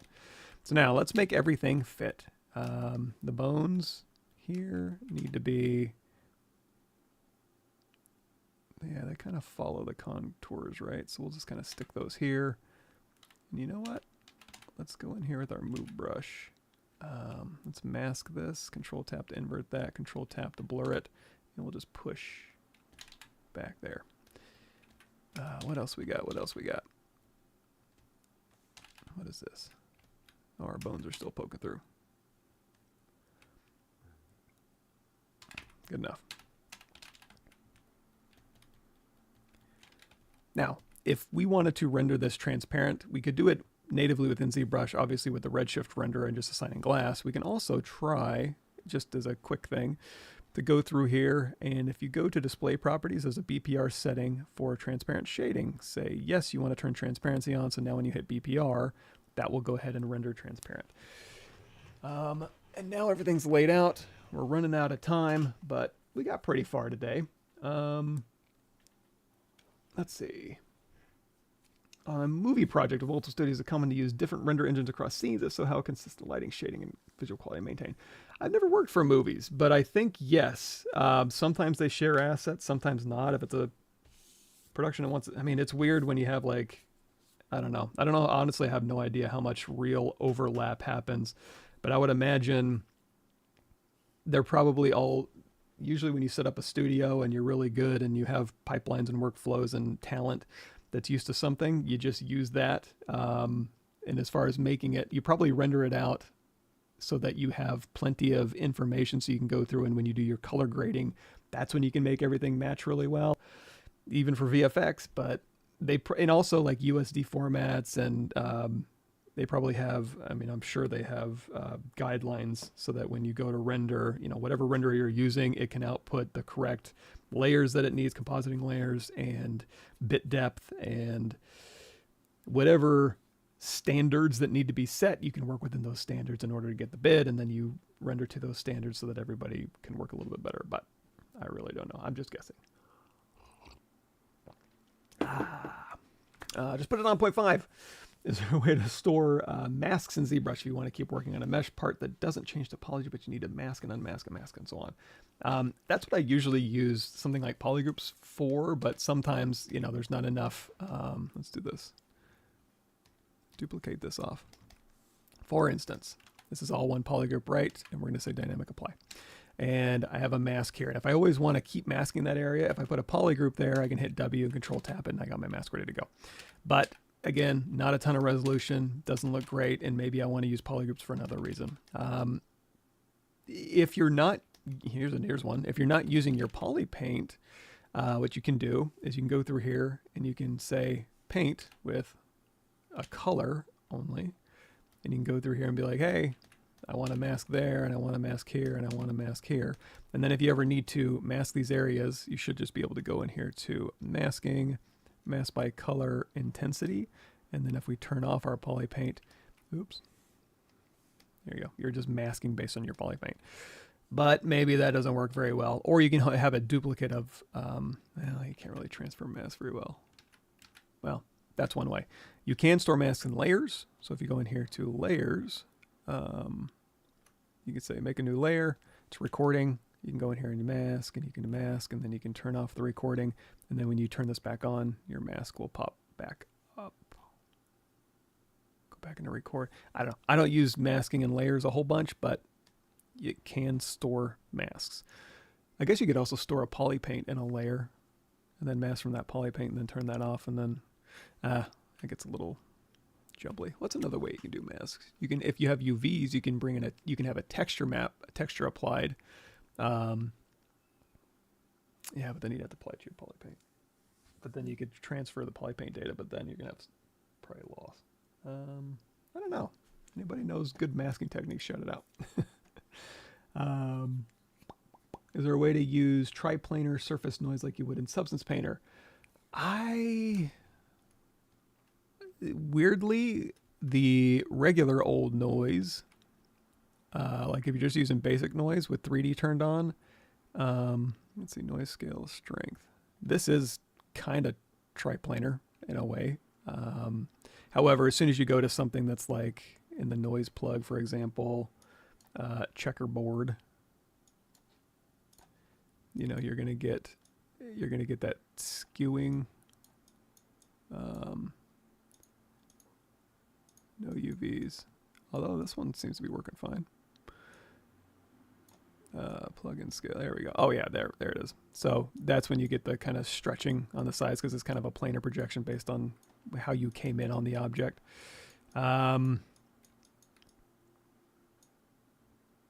Plug-in scale, 3D and UV is, oh, there's the UVs. I think 3D and UV is the only option. I don't know of a way to do triplanar noise in ZBrush, if there is one. Okay, so we got this. Now, as far as like, you know, doing BPR and rendering this transparent, you can totally do that. We talked about that. Looks like we all, you know, I'm going to just keep this bottom part resin. I think that'll work fine. Another thing you can do, I think, let's go ahead and save this. And we have our name catcher here at the top. There we go. I don't think we need this log stuff anymore, so we'll just go ahead and say delete all in that folder. Save as. Log visible 02. Save incremental. Let's go in here to render. Redshift render. We'll turn that on. Oh, I haven't updated Redshift. Maybe hopefully it'll work. And then on this, we'll say glass for this one. And then we'll go back to skin shader. I don't know, let's try it. BPR. Oh wait. I didn't do mRGB. So only RGB, so it just filled that with white, and then yeah, we'll let it go. What else? We got 4 minutes left. Like I said, there's resources in here for live streams and ZBrush What's New videos, onboarding, and then also my YouTube channel. Same stuff. It's just a little bit more difficult to navigate in here. Okay, great. So let's try that again. Glass. Alt tap this subtool. M. Color. Fill object. Go back to Skin Shader 4. Now render. No. Yes. No. Hold on just a second. Let me see. Let me turn that off. Ah, I've got two sitting right on top of each other. I must have duplicated that at some point. Okay, we don't need that one. Ay, ay, ay. We don't need that guts bucket anymore either. Delete. Okay. Now, hey, look at that. We got glass. So now, even got some refraction in there. So basically it would be go in, paint the brains, paint the guts, move stuff around so that it matches. And now we have our little live little doodad here. And I guess we got enough time to kind of go do that real quick. So I'm going to hide that real quick here. And let's do, so if I want to dynamic apply everything, I can go in here to Z plugin. There's a clean tool master, clean tool utility. We can say dynamic subdivision to DS all. Just hit that button. That'll go through and dynamically subdivide everything. This guts will hit Control D. I'm going to deflate those just a tad.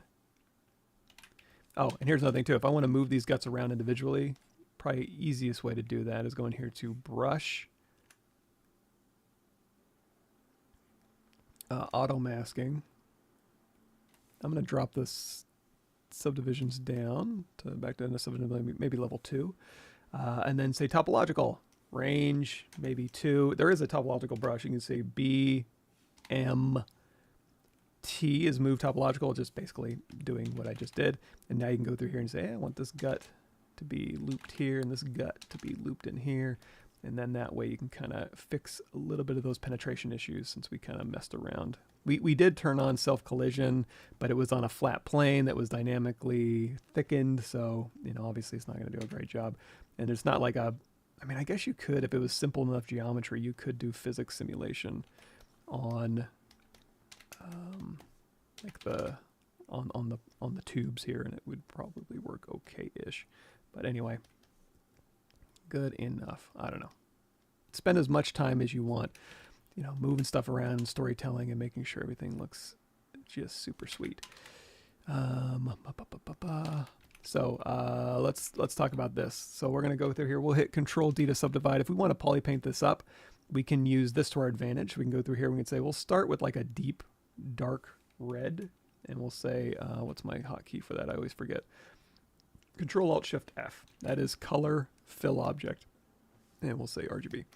And then if I want to go through here and just paint the non-recessed areas, again, we'll go back in here to masking, and we're going to say mask by cavity, or maybe mask by curvature here. And you can always go back in here with the mask adjust here, so we can say like reset this and apply.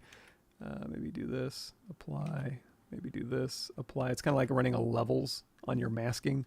But yeah, that's not giving it to me. Let's see. Mask by curvature, smoothness, peaks and valleys. I mean, I guess there's not a lot there. You know what, we can do a mask. Now there is a mask by AO in here that kind of works. And then you can go in here and again, just run your adjustment here. So that'll kind of do that. But I think there's also, oh, where is it? Is it a plugin? It's been a while. Or did they move it?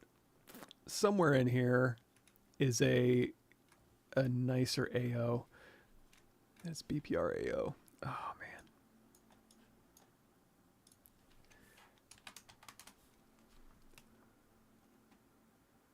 Mesh AO. Ambient occlusion is sculpt and paint on. Where is it? Z plugin ambient occlusion. How did I miss that? It's right there.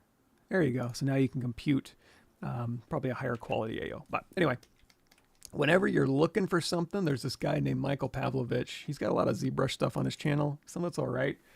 Some of it's not so great, but you can always go in here and you can do stuff like, hey, how do I make, you know, hair or anime hair or something like that. You can usually scroll down and find something relevant.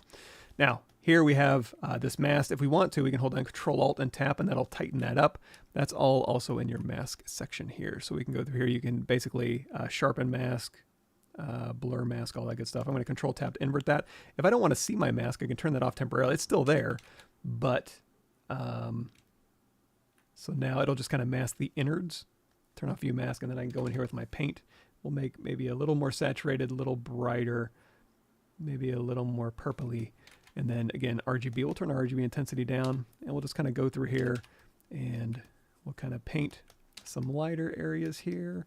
And then maybe in the recesses, now that I'm seeing this, I can Control-Tap to invert that. We'll turn off View Mask, and in the recesses, maybe a little more purple, purpley blue here. Go through here and you can kind of, maybe a little darker. Go through here and you can kind of, again, we're kind of painting AO. Also, if you want to go in here to your brush, there is texture, alpha and texture. You can go in here and say polypaint mode. So if you want to do like a multiply, a lighten, darken, colorize, you can change your polypaint mode, but I think I'll just keep it on normal. So we'll go through here, we'll put little purples into the recesses here. So we'll just kind of go back and forth, Control-Tap to invert that, turn off View Mask, go in here and just, we can start do mottling, and go through here and paint highlights, or, you know, kind of just put in a little bit of variation, put some oranges and pinks, and go get your brain reference. Not your brain reference. Leave your brain alone, but go see if you can find brains on the internet and see where it might be beneficial to kind of put some, you know, how, again, also a little bit of storytelling, like how long has this brain been sitting in this resin jar? Is it starting to age? Is it getting old? Is it getting sun bleached, you know, from being in classes all day and being taught?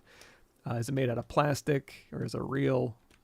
These are all things for you to figure out. But, and then again, if you want to go back in here and adjust all of this, we can go back in here. Now be careful because again, we have a material applied. So if you want to just go in here to your material settings and say, you know, I want to see that diffuse a little better, you can go in here and crank up that diffuse. We'll put that like 0.75 again. But you can also go in here to your poly paint and say adjust colors, and this is where we can go in here and you can adjust, you know, a little more red, a little more purple, a little more saturated, or RGB intensity, saturation. Actually, I like that intensity. Maybe a little more reds, you know, intensity, RGB contrast. Yeah, something like that. Okay. Boop. There we go. So now we got brains painted, and et cetera, go through and paint the rest of the stuff here. If we want to knock this down and also kind of model a little bit, I'm going to tap C to sample. I'm going to go in here with my standard brush. We'll switch over to maybe an alpha let's do alpha 23. RGB intensity down. We can go through here and we can kind of just brush in this. And also for like veiny stuff, if you wanted to do like, oh, there's skin buildup, you can switch this to drag rect. We'll go back to like a veiny alpha 22. We'll drop in some purples, some dark purples here, maybe some dark blues, maybe some dark greens, who knows. And then we'll switch back to alpha 23. We'll sample this, and this is where you can go in here and be like, you know what, on this one here, I want to do maybe switch back to dot stroke. You know, we'll brush that back. So I'm going to go through here on these ones, and then maybe we'll go a little bit orangey on the back here. Maybe intensity down. And now you're getting like a little bit of skin buildup, a little bit of mottling, a little bit of breakup, a little bit of zones. You know, you can do cooler zones, maybe down here, and then warmer zones up on the top. I know, whatever your brain reference tells you, or whatever your heart tells you, your anatomical heart. Go through there. Beep, boop, beep. Solo mode off. There we go. So we got a little brain sitting in there, and then we'll turn everything else back on. Beep, boom, beam. These ones down here, let's go ahead and do a real quick. We don't need polypaint materials. We just want straight up color, polypaint color. Lead, it kind of looks, I just want, it's like a basic,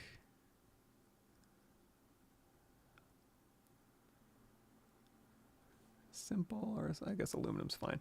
This one here, M, color, fill object. This one here, color, fill object. And then we'll switch back to skin shader 4. Turn on perspective.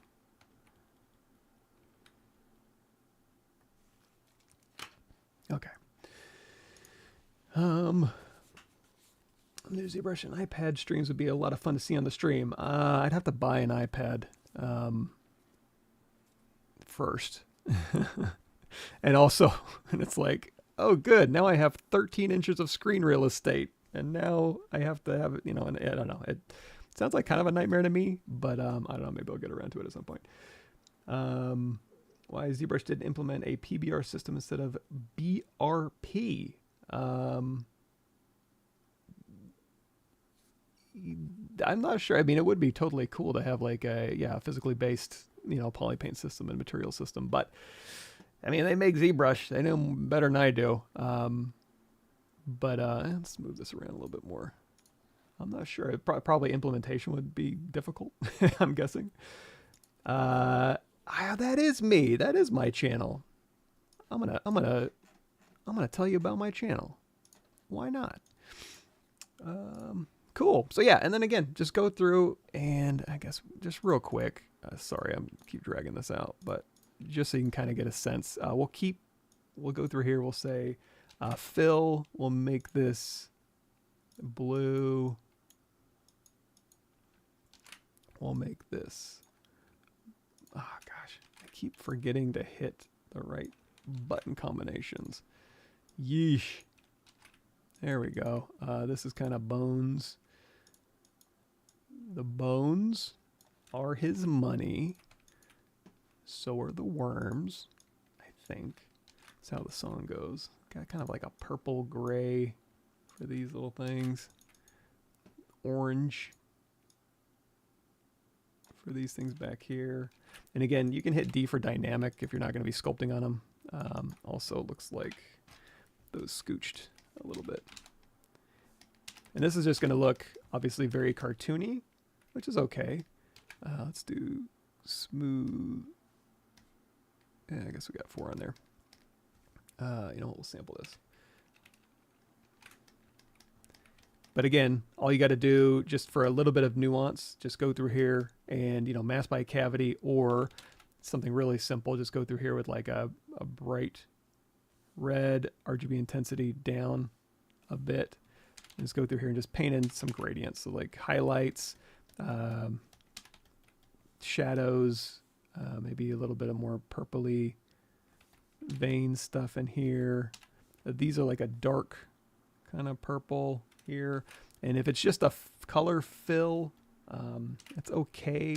But if you can, just do a little bit of, I want to say like baked in lighting, but just a little bit of nuance. Just something to give the audience a little bit of like, oh, there's a little bit of color going on.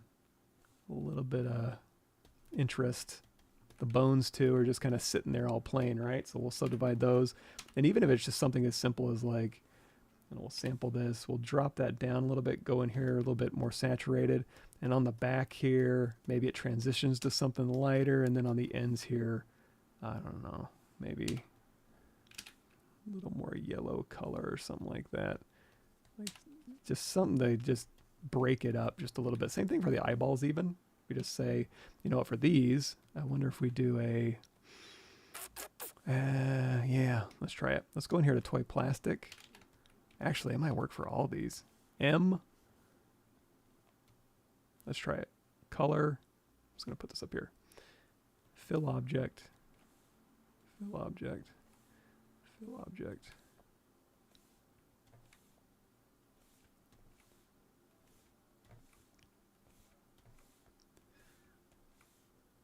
Oh, we got our little booger back here.